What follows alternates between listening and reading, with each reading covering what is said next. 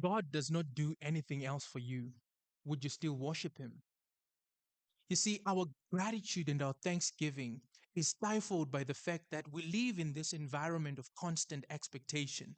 And it is an expectation for God to perform, for God to do something, for God to say something, for God to provide, for God to work a miracle, for God to make a way, for God to provide a breakthrough.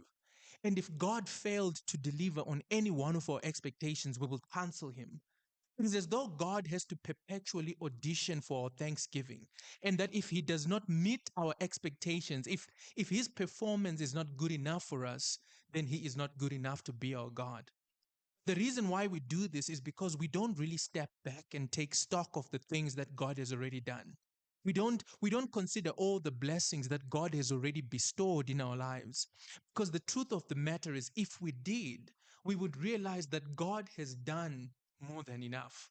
We would realize that even if He does not do anything else, He has already done more than enough.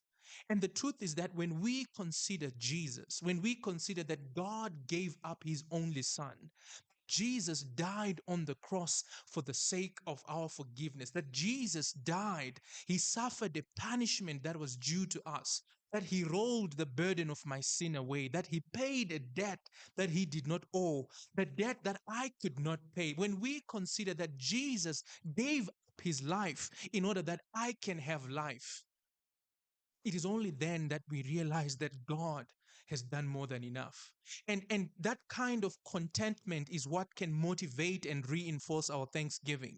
Because when we appreciate what God has already done and we are content that it is more than enough, then we will know that even if He does not put food on my table, even if He does not put new clothes in my wardrobe, if He does not put new wheels in my garage, if He does not put a mansion over my head, God has done more than enough. He has already done more than enough.